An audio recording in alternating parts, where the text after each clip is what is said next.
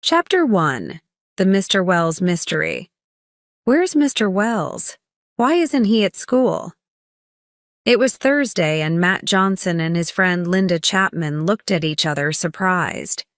They usually had history on Thursdays, but their favorite teacher was still absent.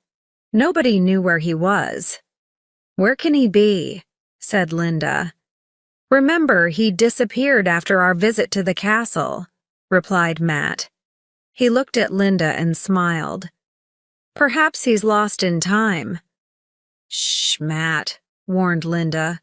"The others can hear us." The two friends had a secret, and Mr. Wells was part of it.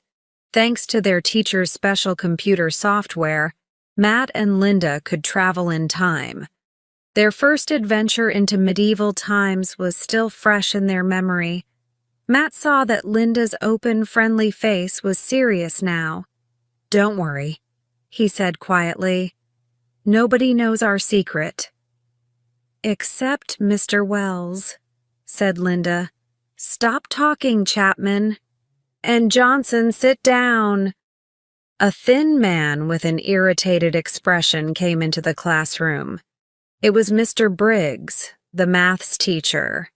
"No history today, but extra maths exercises for everybody," he said. The class groaned. Mr. Briggs was the strictest teacher in Greenwood Middle School, and his lessons were worse than medieval torture. "Come back soon, Mr. Wells," thought Linda. After school, Matt and Linda walked home together as usual. Greenwood was a quiet London suburb where people weren't too curious, and here, for now, the secret of their trip in time was safe. Outside her house, Linda said, "Matt, why don't you come in? Mom made a chocolate cake yesterday and we can surf the internet." Linda was a computer fan and a chocolate cake fan. Her parents were divorced and she lived with her mother, who made the best cakes in Greenwood. "Okay, can I use your phone to call Gran? She worries if I'm late." Matt had lived with his grandmother since his parents' death in an accident some time ago. 10 minutes later, the chocolate cake still on their faces, the two friends were sitting at the computer. Linda switched it on, but then an unusual thing happened. Instead of the usual menu on the screen, a strong white light appeared. "What's this?" said Linda. "I hope it isn't a virus." "Look, it's Mr. Wells," said Matt, pointing at the screen. There was an animated picture of a familiar figure, a cartoon version of Mr. Wells. Suddenly it spoke with Mr. Wells's voice. "Linda, Matt, help me.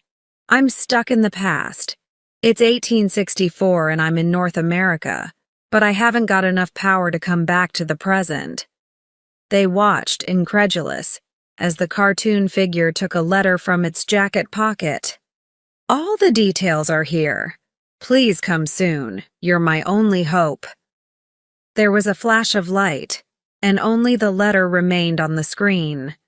Linda quickly clicked on it with the mouse and saved it on her hard disk. Astonished, she turned to look at her friend. "Well, what do we do now, Matt?" she asked him. Chapter 2. Time for another adventure.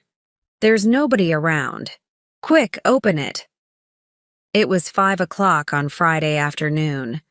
The school was deserted and Matt and Linda were standing in front of Mr. Wells' locker in the staff room. They had to try and find his CD-ROM, notebook, and PC battery before someone discovered them. 5 minutes later, hearts beating fast, the two friends were outside the school gate with all the things in Matt's backpack. "Let's go straight to my house and try to load this CD-ROM, Matt," Linda suggested. "Okay. I hope we can understand Mr. Wells' notes. His handwriting is terrible," replied Matt. At Linda's house, they started work. Mr. Wells' letter told them to load the time travel software on the CD-ROM. They put the CD-ROM in the drive and the Mr. Wells cartoon appeared again. "To travel in time," said the funny figure, You must type the coordinates of your destination, the month and the year. Matt and Linda saw there were 2 boxes, one for the coordinates and one for the date. We know the year, said Matt. But the month? Look. Linda moved the mouse and a window appeared on the screen. Time trip files, she read. Duxbury Castle, October 1215. No, that's not it. Kansas, September 1864. Yes, that's it, Matt. I knew that Mr. Wells was a cowboy film fan. Now he's stuck in the Wild West. She laughed. And we have to help him, Linda. Matt said seriously. Now the coordinates should be in his notebook. We'll need the right clothes for America in 1864, interrupted Linda. Good idea. What have we got? Matt looked at his clothes. His jeans were okay, but in his football shirt he didn't look like a cowboy. Let's see, said Linda, looking in her wardrobe. My jeans are fine and I've got a denim shirt and leather boots. Then she took out a large checked shirt. Try this, it was my dad's. Matt hesitated. Not really my style, but... He put it on over his Newbridge United top, then put the PC battery in the pocket. We need this to get back to Greenwood. We mustn't lose it. How it was time to go. The 2 friends looked at each other. What new adventures were waiting for them in America in 1864? Okay, read the coordinates, said Linda, sat down at the PC. Matt looked at the notes. The writing was awful. He found the word Kansas, but Mr. Wells' numbers were worse than his letters. Was it 86.30 degrees? He read out the coordinates and Linda typed them into the computer. Now they saw an hourglass which began to rotate on the screen. Sit beside me, Matt. Quick, cried Linda and pressed enter. There was a flash of white light and they disappeared. Matt opened his eyes slowly. Linda was on the ground beside him. They were in a field of tall plants with soft white flowers. They stood up and saw a black girl nearby picking the flowers. She saw them too and looked surprised but not afraid. What are you doing in my cotton field? She asked curiously. Cotton field? Oh no, Matt, we're in the wrong place, said Linda. Suddenly there was a terrific explosion and all 3 of them dived to the ground. You are in the wrong place, friends, said the black girl. Don't you know there's a war here? Chapter 3. Where are we now? A war. Matt and Linda looked at each other incredulously. Of course. Where do you come from? Asked the black girl curiously. We arrived from England a few months ago, replied Linda. We're lost. We want to go west. That's dandy. The girl shook her head. I have to pick cotton in the middle of a war, and then I find 2 lost English kids in my field. She laughed and continued her work. Where are we, Linda? Whispered Matt, looking around them. Oh, Matt, your geography is terrible. All the cotton plantations are in the southeast of the United States, so we must be there. It's a disaster. We're hundreds of miles from Kansas and Mr. Wells. There was another terrible explosion in the distance. But who is fighting who, Matt? Linda asked. Your history is terrible, replied Matt. If this is 1864, then it must he the Civil War between the North and South. Wasn't that war about the abolition of slavery? Asked Linda, watching the black girl at work. Not exactly. I know there were slaves in the southern states and not in the North, but I think the war started because the South wanted its independence, and the North didn't want to divide the Union. So that poor girl's a slave, said Linda angrily. But she says that it's her field, she added puzzled. It is my field now. The girl was beside them again. My name's Dinah. My master's dead, killed in the war. The other slaves went away, but I decided to stay for the harvest. I need to sell some of this cotton. I want some money to reach my sister in Kansas. Kansas, cried Linda. We have to go to Kansas, too. Why don't you come with us? But I haven't got any money now. The girl smiled sadly. Do you think that we have? Laughed Matt. Anyway, you can't stay here. It's too dangerous. We'll find some free transport somehow. Now it's late. You need some food and a bed for the night, and I need to think. The girl looked at them, serious for a moment. Then she smiled. Let's go home to my house. Matt and Linda followed Dinah out of the field. The dark blue evening sky was colored to the west by the soft orange light of the sunset. That's where we have to go, said Linda, pointing. West to Kansas. But not tonight, said Dinah, pointing to the east where the sky was red with fire. Tonight you're going to poor old Atlanta. As they walked towards the town, they met many wagons of sad, frightened people traveling in the opposite direction. Turn around, somebody shouted to them. Everybody has to leave. They're burning Atlanta. Don't worry, said Dinah to Matt and Linda. I live outside the town. Soon they arrived at a large white stone villa in an enormous park. I'm living in the big house now the master's dead, said Dinah. The other slaves took a lot of furniture and fancy things, so there's not much inside now. But there are beds for us all, and it's better than 15 years in a little wooden cabin. That's where I used to live. Come in, eat and sleep. In the morning, we'll decide what to do. Tomorrow is another day. Chapter 4. Matt makes a bet. Matt woke up. There was a strong smell of smoke, of fire, Gran. He jumped out of bed and then remembered where he was. The smoke was from the remains of City of Atlanta. Today they had to go west to try and find Mr. Wells. Downstairs, Dinah was in the kitchen, washing the dishes from last night's dinner of salted pork and sweet corn. Can I help? Asked Matt. Dinah smiled. Don't you have... She hesitated. Slaves in England? No. And after this war, slavery will end in America too, he replied. Do you think the North will win? She asked him. I know they'll win, he answered.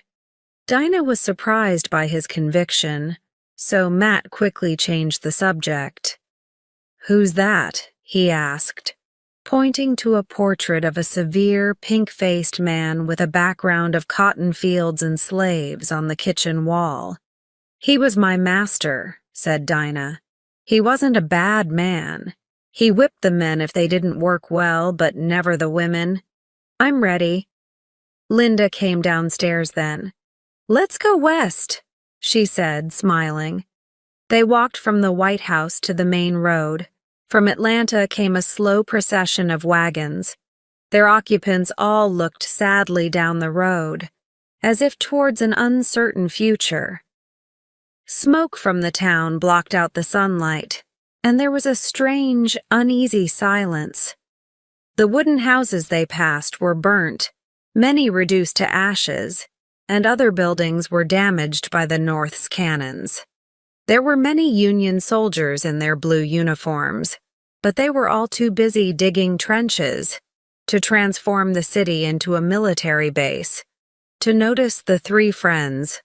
In the center, some of Atlanta's commercial buildings were still intact. We need information, said Matt, pointing to a saloon. Let's try there. It's better if we girls stay outside, said Dinah to Linda. Matt went into the saloon, trying to look grown up. There was sawdust on the floor, a bar with numerous bottles of liquor behind it, and a pianist playing a sad melody at the old dusty piano. It was Dixie, but he was playing the usually happy song of the South to the tempo of a funeral march. "What can I do for you, boy?" asked the barman. "How can I get to Kansas?" asked Matt. The barman laughed. "First you have to leave Atlanta, Hoy, then just ask for directions," he said sarcastically. Kansas. A tall man in a brown Stetson with small dark eyes and a thin black mustache approached Matt. "There's a stagecoach leaving this morning, and I've got 3 tickets," he said. "That's great," said Matt eagerly. "Yeah, for me and my family." The man laughed sadistically and turned to the barman. "Give me another glass of good Southern whiskey," he demanded. "In a few weeks all I'll have to drink will be horrible Northern liquor in Kansas." He quickly drank his whiskey. "Who wants to play billiards with Rhett Beauregard, the best player in Georgia?" he shouted suddenly. "It's my last game in the old Atlanta saloon." Nobody answered. The few silent clients were lost in their own sad thoughts. Matt had an idea. "I do," he said quickly. "I'll play billiards with you, but I want to make a bet. If I win, I want your 3 tickets for the Kansas stagecoach." Beauregard thought for a moment, then he said, smiling horribly, "And if you lose, Hoy, I want that slave girl you left outside." Chapter 5. The journey to Kansas. Linda was surprised when she looked in the window of the saloon and saw Matt playing billiards, particularly when someone nearby shouted, "The Kansas stage leaves in an hour." Then she saw his serious expression and noticed that all the other customers were watching the game closely, and suddenly she understood what her friend was trying to do. "Dinah, he's trying to win our trip to Kansas," she cried. Matt was good at billiards, but at first the pressure of the situation made him nervous, and he played badly. Fortunately, his opponent was drinking too much whiskey, and slowly Matt took advantage. Beauregard looked nervously at his pocket watch. The stagecoach for Kansas was going to leave in 10 minutes. Matt made a great shot and won the game. "Now give me my tickets, please," he said calmly. "I'll give you this," shouted Beauregard angrily, taking a pistol from his holster. "Stop." The barman was pointing his rifle at Beauregard. "The boy won fair and square. Give him the tickets." The journey was like a strange, tormented dream. They traveled 800 miles in 3 weeks. They left Georgia following the spectacular Appalachian Mountains and continued through the Confederate states of Alabama, Mississippi, and Arkansas, and into the Union state of Missouri with its vast forests. A memorable moment was crossing the majestic Mississippi River, but the devastating effects of the war were everywhere and impossible to forget. Towns in ruins, plantations destroyed, thousands of men in gray or blue uniforms, many of them mutilated by terrible weapons of destruction, and piles of coffins waiting for the dead. The stagecoach wasn't comfortable, but they stopped at night to sleep. During the day, nobody talked much. The war made everyone sad and silent. They often heard a familiar name, Lincoln, pronounced with respect and hope. The other 5 passengers in the stagecoach changed frequently. One day, another passenger, a plantation owner from Alabama, spoke to Dinah. "Girl, you had a job, a home, and food. Now what have you got?" Dinah smiled. "My liberty, sir," she said proudly. Kansas City was a lively frontier town, the last stopover for many homesteaders going west. The main street, with its hotels and saloons, was full of European immigrants waiting to form a wagon train for the Oregon Trail. It was time to say goodbye to Dinah. Her sister, Daisy, notified by telegram, was waiting for her. "Stay with us for a few days," insisted the 2 girls after their happy and emotional reunion. Thanks, but we have a job to do, said Linda. Dinah, I have to confess that I played with your life in that billiard game in Atlanta, added Matt. Dinah laughed. But nobody can play with my life now, Matt, she said happily. I'm free. I'll miss Dinah, sighed Linda as they walked down the main street. Yes, Matt said distractedly. Linda, why is everyone looking at us? In fact, the two friends were the object of great attention. Then they saw the reason. All along the street were big posters with their photograph on them, and under it one enormous black word. Wanted. Chapter 6. On the Oregon Trail, Matt and Linda now felt very conspicuous. They walked along the street feeling the eyes of everyone watching them closely. Then a voice called them by their names. Matt, Linda, I think it's time for us to talk, it said. A big man with a long mustache and a badge in the form of a star was sitting in a rocking chair on the veranda of a small stone building. The sign above his head said Sheriff's Office. The two friends were sitting in the sheriff's office as he explained to them why there were photos of them all over the town. Your uncle had the idea of the poster to bring you to my office. Isn't our uncle here? Asked Matt. No, but he left a letter for you, replied the sheriff, taking an envelope out of his desk. Linda opened the envelope. Inside was the photograph from the wanted posters and a note. Dear Matt and Linda, she read, I hope you like the photo. I took it on the bus to Duxbury, do you remember? I'll be at Fort Laramie. Meet me there. Best wishes, Mr. Wells, your uncle. Oh no, said Matt. Where's Fort Laramie? It's on the Oregon Trail, answered the sheriff. You can go with one of the wagon trains, but watch out for redskins. They're called Native Americans now, said Linda indignantly. Not redskins. Matt groaned. Native Americans indeed, replied the sheriff gruffly, an angry light in his eyes. Redskins, Indians, call them what you want. They'll scalp you before you can say your prayers. My brother was killed by Native Americans in Colorado, and his wife and 2 kids, a brother and sister like you. He looked at them sadly now as he polished his silver star. Linda was embarrassed and said nothing. Good luck, kids. Now go and find a lift to Fort Laramie. Matt and Linda, now brother and sister looking for their uncle, were offered 2 places on the wagon of a young Irish couple, Sean and Molly O'Reilly. The next morning they left Kansas. A dozen covered wagons pulled by horses moved slowly across the vast Nebraska plains. Sean, a small, cheerful man, talked happily to Matt and Linda. His wife, Molly, a thin, red-haired girl with big green eyes, was less enthusiastic about the trip. This is the Oregon Trail, said Sean, used by pioneers for 25 years to cross the Great Plains and the Rocky Mountains. We're going to Oregon to start a farm. We were farmers in Ireland. It's a long journey, remarked Matt. And dangerous, laughed Sean. There are tornadoes in Nebraska, and then there are the Indians. Molly didn't laugh. She looked worried. Our wagon is our home now, her husband continued, and our fort if necessary. They traveled 15 miles a day.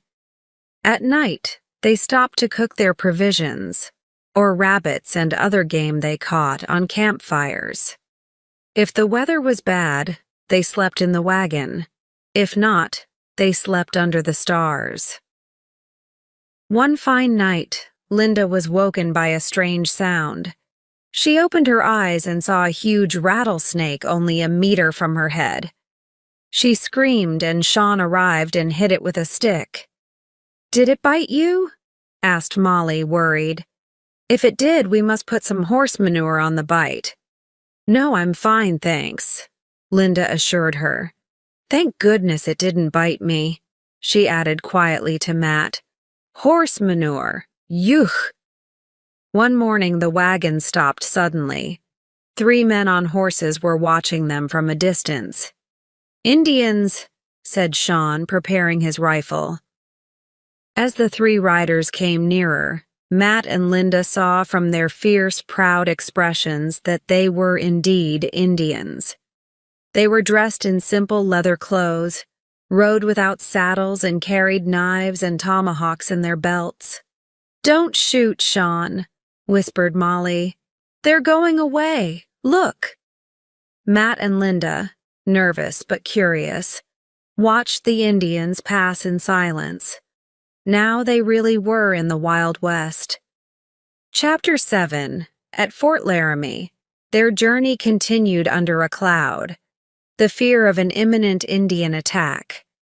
But there was no sign of the Indians until, one evening at sunset, the ground seemed to start moving. What's happening? Shouted Linda. Buffalo! Matt pointed to the horizon where a herd of the biggest creatures on the plains was running across the trail. They're escaping, shouted Sean. Look, some have got arrows in them. It's a hunt. The Indians aren't far away. Next morning, Matt saw some hills in the distance. They're the Laramie Mountains, said Sean.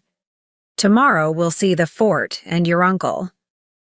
The high wooden walls and watchtowers of Fort Laramie appeared like a mirage in the wintry sunlight of the prairie. A blue and red flag danced in the cold wind. Linda, that's the U.S. cavalry flag, Matt whispered. Maybe John Wayne is here. Linda smiled. I only hope that Mr. Wells is here after all our efforts to find him, she replied. A soldier in a blue uniform opened the big wooden gate, and the wagons entered the fort. Inside were some white tents, a few wooden huts and stables for the horses. A tall man with brown hair, tired blue eyes, and red cheeks came out of a hut to meet them. Captain Angus McKay at your service, he said, saluting them. He seemed happy to have visitors at his lonely fort. Linda and Matt came forward. Sir, said Linda, we're looking for our uncle, Mr. Wells. Yes, I recognize you from the photograph he showed me, McKay said, but Wells isn't here. He arrived 2 weeks ago and spent a few days here, but he wanted to see the Indians. He left one morning and didn't come back. I'm afraid his fate depends on which tribe he met. We must find him, said Matt desperately. Son, maybe your uncle is safe. The situation here is delicate, but many of the tribes want peace. 13 years ago, I was sergeant here when a treaty gave the Indians hunting grounds far away from the Oregon Trail. They were promised government protection. Then 5 years ago, gold was found in Colorado, and the Indians' land was invaded by white men. The Cheyenne went on the warpath. Now their chief, Black Kettle, is offering peace, but Governor Evans of Colorado refuses. He wants to see the Indians dead. He thinks they are savages. And you? Asked Linda. I know the Indians well. I think we could live together in peace, but too many of our people think like Evans. Now you must be tired after your journey. Let's have dinner. Matt and Linda were too worried about Mr. Wells to appreciate Captain McKay's hospitality. Next morning, they left Fort Laramie early with the wagon train, hoping for news of their teacher at the next fort on the trail.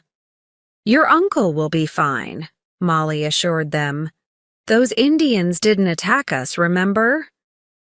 Suddenly, an arrow flew through the air and hit their wagon. Form a circle, shouted Sean. Hurry! The wagon drivers desperately turned their horses as a band of Indians galloped furiously towards them, shouting and whooping. Molly, Linda, keep down!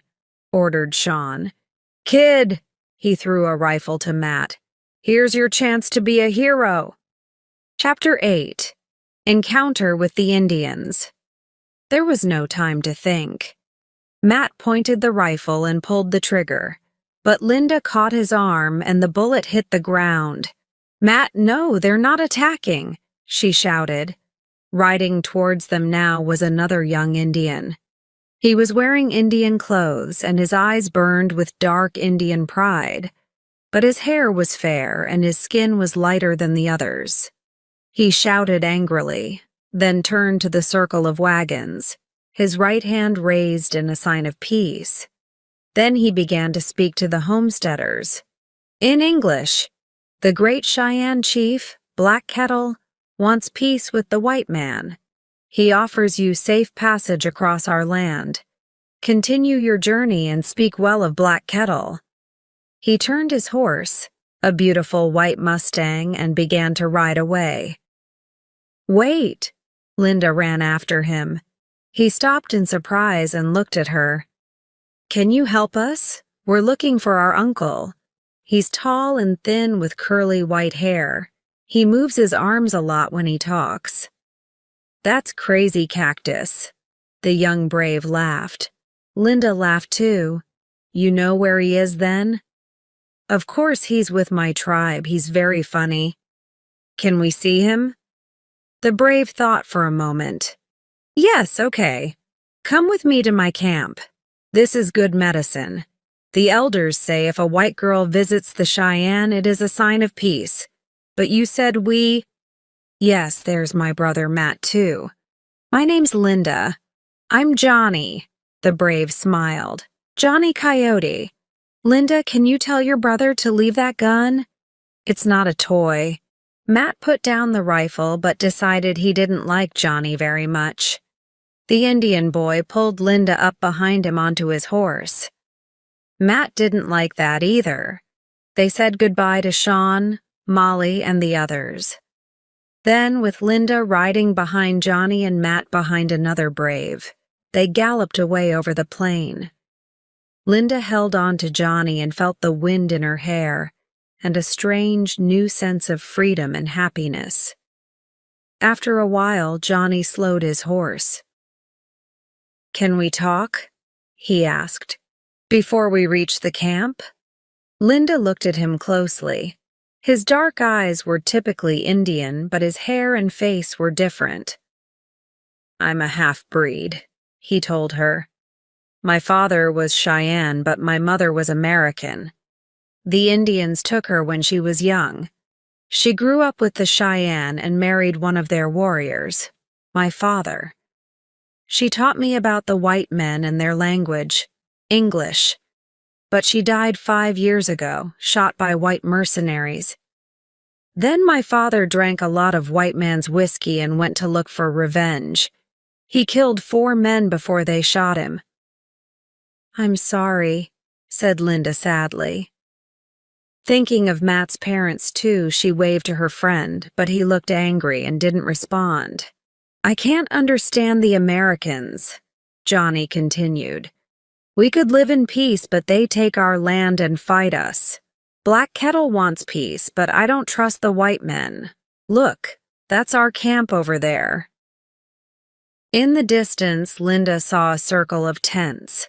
Their long journey was finally at an end. But before they returned to Greenwood with Mr. Wells, she wanted to spend some time with the Native Americans and with Johnny Coyote. Chapter 9. Among the Sististas, they rode slowly towards the camp. They were almost there, but Johnny wanted to prolong their conversation. I'm sorry about the attack. Our men are away hunting, and the young braves wanted to prove their courage. Fortunately, I followed them and stopped them. Were you frightened? Not really, replied Linda. It was like a film. What's a film? Asked Johnny. Something that isn't real, said Linda vaguely. In films, the Indians are usually the bad guys, but I know it's not true. Johnny didn't understand. but he liked Linda's smile. "We are not bad," he said with pride. "The Americans call us Cheyenne, but that is the Sioux name for us. Our real name is Tsistas, the magnificent people." "Tsistas!" he shouted suddenly. Matt heard these strange words and saw that they produced a sea of movement in the camp. He counted 30 teepees, and now from the entrances about 100 women and children came out to greet them. He watched Johnny jump from his horse and help Linda to descend. All the camp listened as Johnny explained why these white children were with him. "This is wonderful," said Linda, looking around. "Marvelous," said Matt sarcastically. Some of the Indian children laughed at his funny voice. "Matt, it's a fantastic opportunity for us to see the Native Americans' life, and Johnny is an excellent guide." "He can guide us to Mr. Wells, then. I can't see him anywhere," replied Matt dryly. "I'm sure we'll see him later. What's your problem, Matt?" Matt's problem came towards them at that moment. "Linda, you and your brother can stay in my tent with my uncle's family," said Johnny, and took them to a beautifully decorated teepee. "These are pictures of tribal legends," he explained, pointing to the designs. "What's this?" Matt indicated a long stick at the entrance. Then he saw the black hair on it. "Scalps," said Johnny seriously. "From our enemies, the Pawnee. Take a scalp and you take the person's spirit. Your enemy can't go to the happy hunting ground." He saw Linda shiver. "It's our custom," he said simply. A warm fire burned inside the teepee, and Matt and Linda felt tired after their dramatic day. "Why don't you sleep now?" suggested Johnny. "I'll wake you for dinner." Dinner was when the men returned from hunting. It was dark, and from a large fire in the middle of the camp came the smell of roast buffalo meat. The men observed their strange visitors closely, and Matt and Linda noticed a familiar, fierce, proud expression on many of their faces. "They are the dog soldiers," Johnny explained, "our warriors. They organize the camp, the hunts and battles. Soon I will he one too." While the meat roasted on the fire, they ate a strange broth of fruit and animal fat. "It's called pemmican," Johnny told them.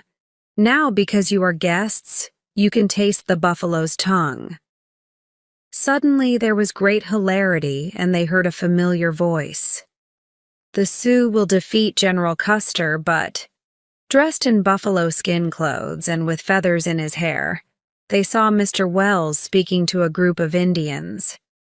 Matt and Linda laughed at his strange appearance too, but then they saw the rope around his feet. Mr. Wells saw them and shouted to them, "Matt, Linda, thank heavens you're here. I'm a prisoner." Chapter 10. A Dramatic Night.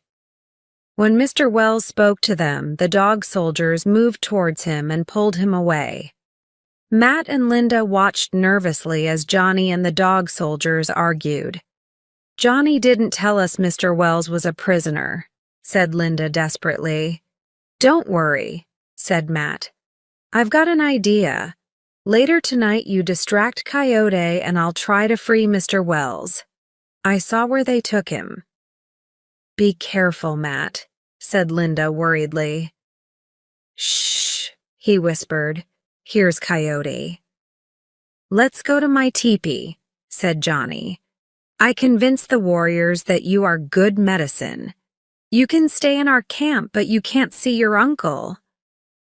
"But we came here to take him home," said Linda angrily. "Come with me, I'll explain," replied Johnny. Inside the teepee was full of smoke from the fire and from Johnny's uncle's wooden pipe. They sat with the family and Johnny told them, "The elders think your uncle has special powers.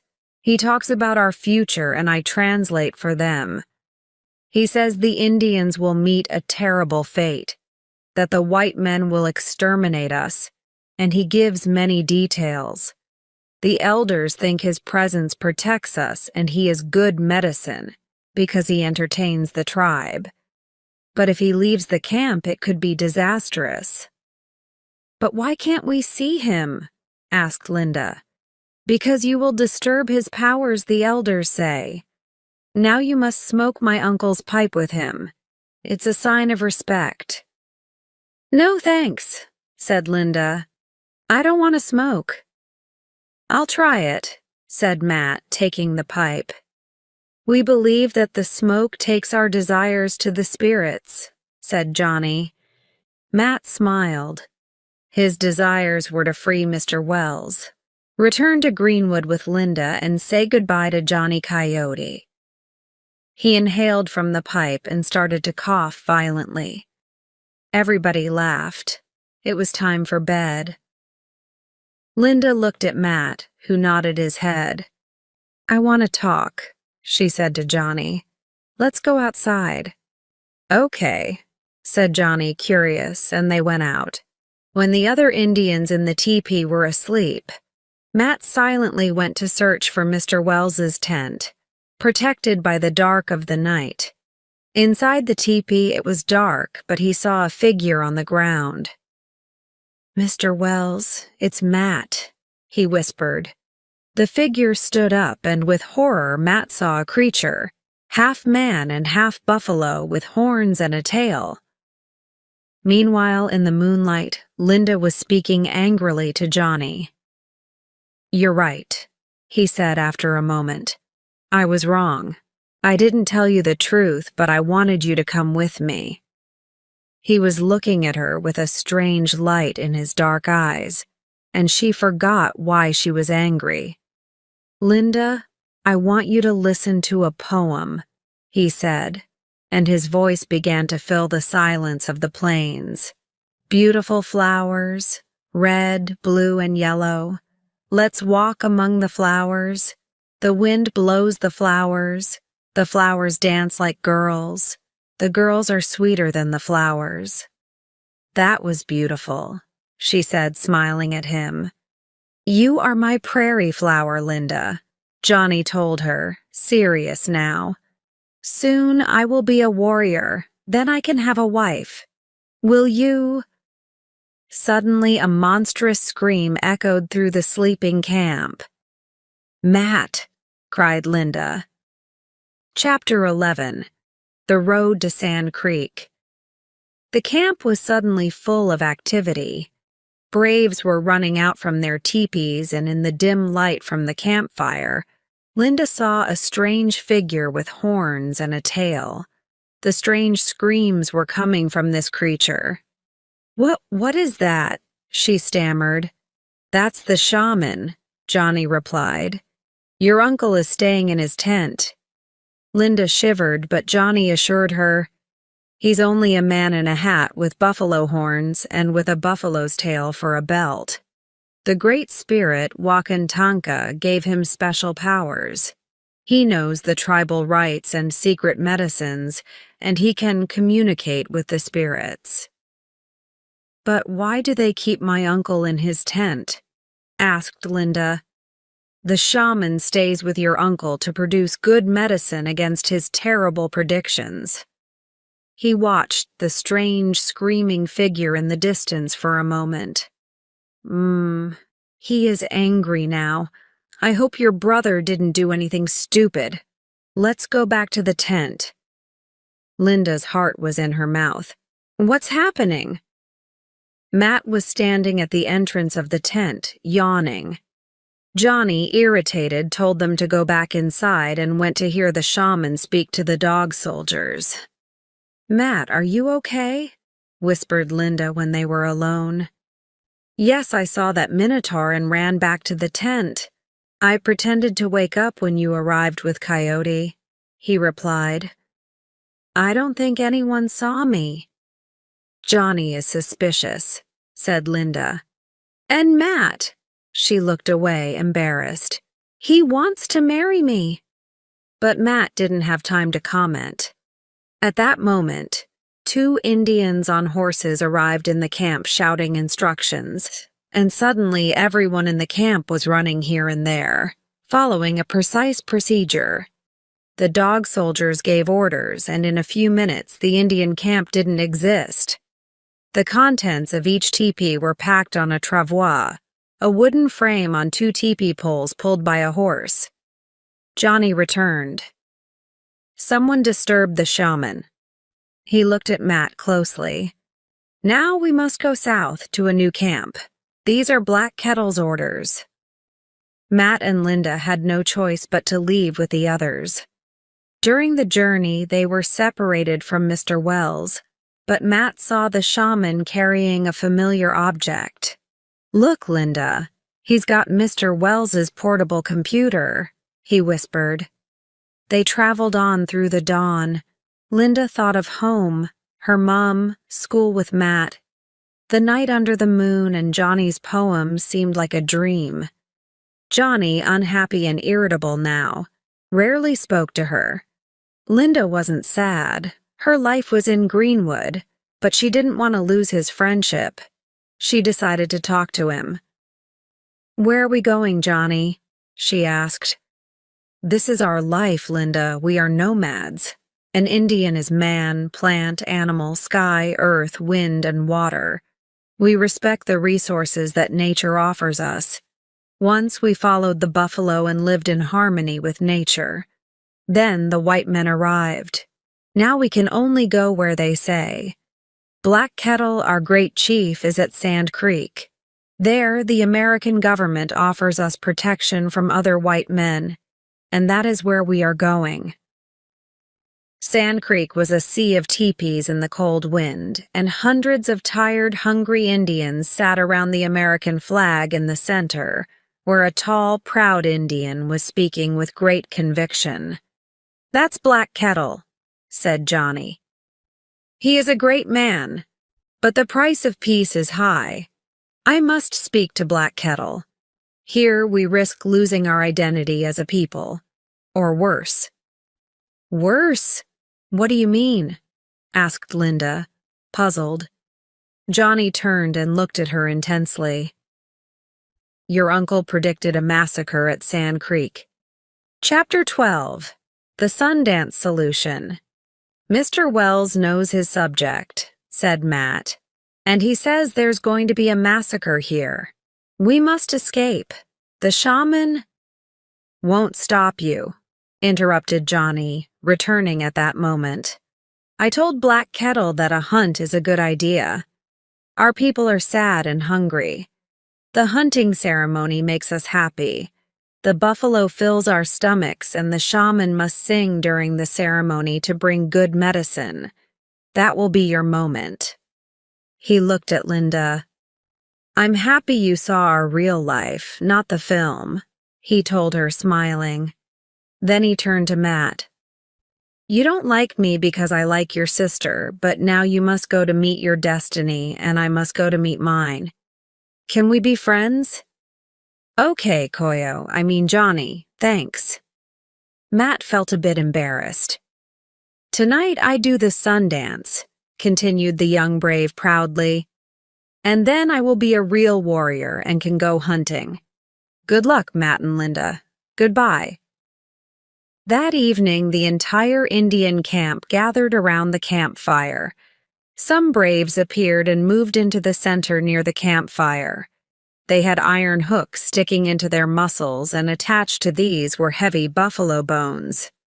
In a trance, the braves pulled this terrible weight, their flesh pulled down by the cruel hooks. "Oh!" cried Linda, horrified. "Those poor men! What are they doing?" "It's the Sundance," said Matt. "And look, there's Johnny." But Johnny was lost in his rite of initiation and didn't see them. "I can't watch," said Linda. "It's awful." They went to the teepee and waited. After a while, the hunters left, and only the shaman's song disturbed the silence of the dawn. "Let's go," said Matt. "Everybody's asleep." The shaman was still singing by the campfire and didn't see them go into his teepee. "Mr. Wells, wake up, it's us. It's time to go home, Matt whispered urgently. Linda untied the rope. Thanks, kids. I've got the computer here. Where's the battery? Said their teacher, standing up. Here. Matt produced the precious object from his pocket. Poor Indians. They didn't treat me badly, really. But I can't help them. I can't change history, said Mr. Wells sadly, attaching the battery to the computer. Okay, the computer's ready. Stand next to me. They heard a distant bugle, then the sound of guns. The shaman ran into the entrance of the teepee, a terrified expression on his old face. I'm sorry, cried Mr. Wells, and then the 3 time-trippers disappeared in a flash of white light. They were in Linda's bedroom. Her school uniform and the 2 plates with chocolate cake crumbs were still on the bed. Their 3 months of adventure had been only a few seconds in the present. Mr. Wells, what happened at Sand Creek? Asked Matt. American mercenaries killed 450 Indians, mainly women and children. The Indian men were out of the camp hunting, replied Mr. Wells. Black Kettle raised a white flag and the American flag as a sign of peace, but the American soldiers ignored it. It was a massacre. And Johnny? Asked Linda anxiously. I don't know, Linda. We could try a search on the internet. Perhaps we can find out something about him. Linda sat at her computer and started the search. She soon had an answer. Johnny Coyote, a Native American hero, read Matt. He became a spokesman for Indian rights and was an important figure in the Supreme Court case of 1924 that made the Indians citizens of the USA. His work was continued by his daughter, Linda. Look, he didn't forget you. He gave his daughter your name. Linda smiled sadly, then continued reading. It also says, his horse, Matt, appeared in many films. He didn't forget you either, she teased. The doorbell rang.